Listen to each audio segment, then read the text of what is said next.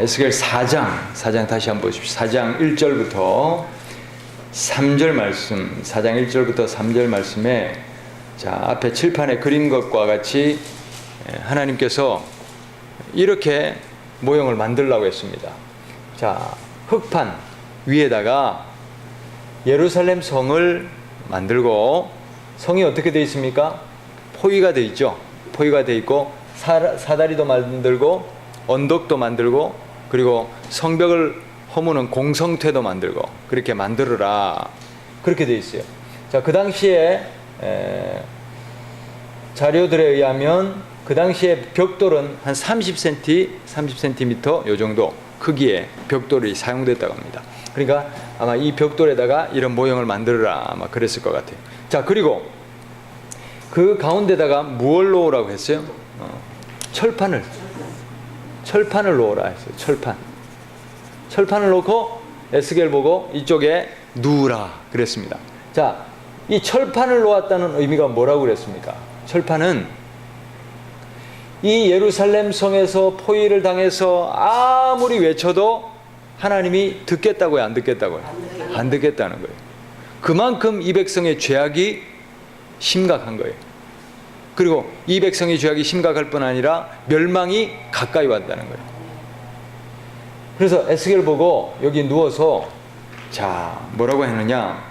자, 4장 1절부터 3절까지는 철벽을 세워라, 거기까지 얘기했고요. 4절부터 첫 번째 상징적 행동이 뭐냐면 이스라엘과 유다의 죄악을 담당하라, 이렇게 되어 있어요. 자, 보십시오. 자, 이스라엘 지도를 이렇게 보면 이렇게 해서 이 지중해고요. 자, 여기에 갈릴리 호수라고 그랬어요. 이게 사해 바다죠. 자, 북쪽 이스라엘을 위해서는 며칠 동안요? 390일. 남쪽을 위해서는요? 40일. 이게 유다죠. 자, 이스라엘의 정통성은 북이스라엘에 있는 것이 아니라 남유다에 있어요. 북쪽 이스라엘은 주전 722년에 아시리아라는 나라로부터 멸망을 했어요. 근데 이 아시리아라는 제국이 아주 악랄한 제국이었어요. 그래서 민족성 자체를 아예 말살해버렸어요. 피를 섞어버리고 이 사람들을 막 흩어서 포로로 끌어가 버리고 이 땅을 완전히 황폐화되게 만들었습니다. 그러니 이 민족성이 없어졌어요. 순수한 하나님의 백성으로서, 선민으로서, 유대민족으로서의 혈통이 없어져 버린 그런 이스라엘이었습니다. 자, 이 이스라엘을 위해서는 390일. 그러나 남쪽 유다는 주전 587년 또는 586년에 망하거든요. 722년부터 그래도 세월이 좀 흘러서 망했잖아요. 근데 남쪽 유다는, 북쪽은 솔로몬의 아들 때부터 두 쪽으로 나라가 나뉩니다. 두 쪽으로 나라가 나뉘어서 유다는 이 다윗과 솔로몬의 이 정통성이 계속 아들대로 이렇게 이어집니다. 다윗의 가문에서 왕이 계속 나옵니다. 그런데 북쪽 이스라엘은 어떻게 되냐면 계속해서 쿠데타로 정권이 또 바뀌고 또 왕을 죽여버리고 다른 사람이 생겨나고, 그러다가 또 얼마 안 지나서 또 쿠데타가 일어나고, 이러면서 계속해서 이 쿠데타가 정권을 계속 뒤집어 놓는 그런 식으로 북쪽 이스라엘은 명맥을 유지합니다. 이 이스라엘에 그래서 정통성을 두는 것이 아니라 하나님께서도 남쪽 유다에 정통성을 주시죠. 자, 그래서 유다는 주전 586년에 망하는데, 유다는 어느 나라에 망하냐면 바벨론이라는 제국에 망합니다. 바벨론. 자, 이 바벨론에 망하면서 바벨론은 아주 포용적이고 친화적인 정책을 썼어요. 그래서 민족을 말살하지 않았어요. 포로로 끌어가도 가족 단위로 끌어갔어요. 가문 단위로. 그러니까 우리가 있으면 저만 끌려가고 가족들 다 흩어지고 이렇게 되는 것이 아니라 그 시족들, 부족들 이렇게 가족 단위로 포로로 끌어갔어요. 그러니까 그 땅에 포로로 끌려가서도 어떻게 돼요? 가족 생활이 되죠. 민족성이 유지되죠. 종교 생활도 되죠. 그래서 유다는 망하고 나서 70년 후에 페르시아 왕 고레스가 해방령을 그 성전을 지어라 그렇게 해방을 해주죠. 그때 돌아왔을 때도 여전히 정통성이 유지될 정도로 그렇게 모든 혈통과 종교성과 이런 것들이 유지될 수 있었어요. 그래서 남쪽 유다는 포로로 끌려가서도 그 명맥을 유지할 수 있었다 하는 것이죠. 자, 그래서 이 430년 왜 390과 40이냐 이것을 말씀드렸죠. 자, 여러분 40년, 40일, 40년 하면 뭐가 떠오르십니까? 유다 광야 생활, 광야 생활이 떠오르시죠. 광야 생활 40년이라는 것은 연단의 세월이다 그렇게 말씀을 드렸습니다. 그러니 자, 유다가 40년 동안 광야 생활을 했듯이 이 연단의 세월을 거치면 죄사함, 속함을 받는다는 거예요. 그 속함을 누가 대신하라고요? 에스겔이 대신하는 거예요. 40일 동안 옆으로 누워서 유다의 죄악을 속하라는 거예요. 자, 그리고 이스라엘은 390일입니다. 북이스라엘 위해서는 390일인데 왜 390일이냐? 여러분 430년이 무슨 숫자라고 그랬어요? 이스라엘이 이집트 포로 생활이 430년입니다. 이집트 포로 생활이 430년인데 자, 포로 생활 430년 이 포로 생활 430년 한 것처럼 지금 이 유다도 바벨론에 의해서 포로 생활에 들어갈 것이라는 거예요. 포로 생활에 들어갈 것인데 이것이 그 에스겔이 상징적 행동을 통하여 속죄를 하고 나서 이것이 풀어지는 것처럼 지금 포로 생활에 들어갈 것이지만 하나님께서 언젠가는 다시 이스라엘이 해방된 것처럼 이 유다도 해방될 것이다. 포로에서 풀려날 것이다. 그것을 나타내 주고 있습니다. 그렇기 때문에 430년이라는 것을 채우고 나면 해방이 있다는 겁니다. 자, 그래서 이 430년에 맞추다 보니까 유다를 기준으로 광야 40년이라고 그랬죠? 광야 40년 빼고 나면 430년에서 40년 빼고 나면 뭐가 남습니까? 390년이 남죠. 그래서 이스라엘을 위해서는 몇 년요? 390년. 유다를 위해서는요? 40년. 하면 총 430년. 이집트 포로 생활이 기간이 차는 겁니다. 그것처럼 그렇게 속죄의 그 모든 과정이 끝나고 나면 해방이 될 것이다 하는 것이 바로 우리 4장 4절부터 8절까지 나왔습니다. 자, 그 다음 9절부터 4장 9절부터 17절까지에 뭐가 나왔냐? 자, 여러분 9절 한번 읽어보면 밀과 보리와 콩과 팥과 조와 귀리를 준비하여 한 그릇에 담고 그것으로 빵을 만들어 내가 옆으로 누워있는 390일 동안 내내 먹어라. 여러분 이렇게 여러 가지 곡물이 섞였다는 것은 뭐라고 얘기했습니까? 부정이라고 했어요. 이스라엘 백성은 이렇게 섞어서 혼합해서 배에 옷을 짜도 섞어서 짜질 않아요. 뭔가 혼합됐다는 것은 부정하다고 여겼기 때문입니다. 율법에도 부정하다고 얘기가 있죠. 그래서 섞어 먹질 않는데 이렇게 섞어 먹어야만 되는 상황이 온다는 거예요. 여러분 양식이 풍요로울 때는 먹고 싶은 것 이렇게 골라 먹을 수 있어요. 그러나 어떻게 된다는 거예요? 지금 기근이 온다는 거예요. 기근이 오기 때문에 이것저것 다 섞어서 먹어도 배를 못 채운다는 거예요. 그렇게 섞어 먹을 때가 온다는 거예요. 자, 그 다음 10절 하루에 20세겔씩 먹어라. 20세겔이 뭐라고 그랬어요? 200g이라고 그랬어요. 200g 200g의 양식만 먹습니다. 우유병 제일 작은 팩이 200g이라고 그랬어요. 그 양을 먹는데 여러분 북한의 정치범 수용소가 먹는 양이 약 150에서 300g 정도 됩니다. 그러니까 그 정도 먹고 사니 이 사람이 정말 참 금식만 안 했다 뿐이지 겨우 그냥 목숨만 유지할 정도로 그렇게 먹는 겁니다. 자, 그리고 11절에 보니까 물은 6분의 1 흰 0.65리터 1리터가 안 되는 그런 양이죠.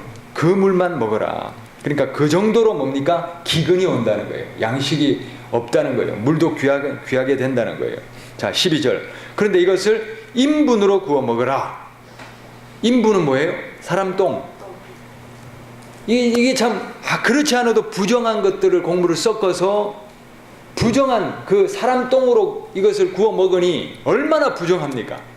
그래서 에스겔이 뭐라고 합니까? 14절. 하나님, 저는 이제까지 이런 음식을 먹은 적이 없습니다. 저절로 죽거나 물려 죽거나 짐승의 그런 고기들은 먹어본 적이 없고 부정한 고기를 먹어보지도 않았습니다. 자, 그런데 하나님이 왜 이런 명령을 주시냐면 13절 읽어봅시다. 13절. 주님께서 또 말씀하셨다. 내가 이스라엘 자손을 다른 민족들 속으로 쫓아내면 그들이 거기에서 이와 같은 더러운 빵을 먹을 것이다. 그렇죠? 문화가 다르잖아요. 장소가 다르잖아요. 생활 습관이 다르잖아요. 그러니까 그 땅에서는 그 땅에서 나는 것을 먹을 수밖에 없어요. 그 땅의 문화대로 먹을 수밖에 없어요. 그런데 그 땅에서는 또 그만큼 풍족합니까? 아니죠. 포로 생활인데 그렇게 풍족하게 넉넉하게 누리지를 못합니다. 그러다 보니까 부정한 빵을 구워 먹을 수밖에 없게 됩니다. 그러면 여러분 생각을 해봅시다. 이 백성이 그렇지 않아도 나라가 망해가지고 포로로 끌려와 있는데 그런 빵을 먹는다고 생각해 봅시다. 그리고 부정한 고기들을 먹는다고 생각해 봅시다. 먹으면서도 무슨 생각이 들겠어요? 먹으면서도 찝찝하죠. 야, 이거 먹어야 되나? 안 먹을 수는 없고 먹자니 그렇고 늘 마음의 부담감과 찝찝함이 있는 거예요. 하나님께서 그런데 이것을 해결해 주십니다. 어떻게 해결해 주시냐? 15절. 그러자 주님께서 나에게 말씀하셨다. 좋다. 그렇다면 인분 대신에 쇠똥을 쓰도록 허락해 준다. 너는 쇠똥으로 불을 피워 빵을 구하라. 여러분, 쇠똥은 뭐라고 그랬어요? 이 당시에 보통 쓰는 연료라고 그랬어요. 왜냐하면 소가 지피나 풀을 먹기 때문에 그 배설물 보셨잖아요. 그렇죠? 지피나 이런 것들이 섞여 있어요. 그걸 말리면 아주 좋은 땔감이 됩니다. 지금도 몽고나 이런 데서는 그런 것들을 땔감으로 씁니다. 자, 그런데 이 쇠똥을 구워서 먹는다는 것은 뭐냐면 그 땅에서 비록 부정한 곡물이 섞인 부정한 또 고기에 그런 음식을 먹지만 쇠똥으로만 구워 먹으라. 그리하면 그것이 부정하다고 하나님께서 안 하신다는 거예요. 그래서 이 사람들에게 늘 마음에 부담감이 있는 그 문제를 해결해 주십니다. 이방의 포로로 끌려가 있지만 너희들이 부정한 것이 아니다. 거기에서도 하나님의 정결 규례들을 지키면 내 명령대로 행하면 너희들도 거룩함을 입을 수 있다. 할렐루야. 그렇게 하나님께서 그 포로된 백성에게 자유를 주시고 또 해결책을 주시고 하는 그 장면이 바로 우리 4장 끝부분의 말씀이죠. 자, 그 다음 5장에 가면 자, 자기의 머리털과 수염을 잘랐어요. 그래서 3분의 1은 어떻게 하라고 그랬어요? 2절에 보니까 3분의 1은 성읍 한가운데서 불러 태우라. 자, 여기 성읍 한가운데서 불러 태우고 3분의 1은 성읍 주변에서 칼로 내려치고 나머지는 어떻게 합니까? 흩어 뿌린다는 거예요. 이게 뭐라고 그랬습니까? 3분의 1은 자, 그 해석이 바로 12절에 나왔습니다. 5장 12절. 너희 가운데서 3분의 1은 전염병에 걸려 죽거나 굶어 죽을 것이며. 자, 성읍 안에서 3분의 1을 불태웠다는 것은 뭐냐면 전염병과 또 굶어 죽는 그런 재앙을 말하고요. 그 다음 3분의 1은 성읍 둘레에서 칼에 맞아서, 그렇죠? 성을 빠져나가려고 하면 적군들이 어떻게 합니까? 칼로 다 치겠죠. 그렇게 3분의 1은 또 죽습니다. 그리고 나머지 3분의 1은 사방으로 흩어버리지만 그래도 적군들이 따라와서 그들까지도 죽여버린다는 겁니다. 그러니까 이것은 뭡니까? 철저한 심판. 그렇게 철저한 보험과 심판을 당할 수밖에 없다 하는 것이죠. 자, 여러분, 그런데 중요한 것이 뭐냐? 왜 이런 심판을 당한다고 그랬어요? 왜 이런 심판을 당합니까? 그동안 하나님이 선지자들을 숱하게 보냈죠. 그러나 들었습니까? 안 들었습니까? 안 들었어요. 제사장부터 온 백성에게 이르기까지 너무나 타락했는 거야. 온갖 우상숭배와 그 다음에 또 폭행과 착취와 억압과 온갖 죄악들이. 그래서 심지어 뭐라고 하냐면 7절에 보십시오. 5장 7절에 그러므로 나 주 하나님이 이렇게 말한다. 너희는 너희를 둘러있는 이방 사람들보다 더 거스른 사람. 이방 사람들도 안 하는 짓을 너희들이 지금 하고 있다는 거예요. 내 율례를 따르지도 않고 내 규례를 지키지도 않고 심지어는 너희를 둘러있는 이방 사람들이 지키는 그 규례도 안 한다는 거예요. 이방 사람들도 그렇게는 안 산다는 거예요. 그 정도로 이 백성이 타락한 거예요. 그래서 마지막 선지자들까지 보내줬지만 어떻게 합니까? 그 선지자들 굴에 넣어버리고 또 죽여버리고 그러면서 끝까지 우리는 하나님을 섬긴다 그렇게 말하면서 우상숭배를 하고 있고 온갖 악행을 그치지 않고 있는 거예요. 자, 그래서 하나님은 이 성을 심판하실 수밖에 없게 됐습니다. 자, 그런데 여러분 심판하시는 이유가 뭐라고요? 멸망입니까? 구원이죠.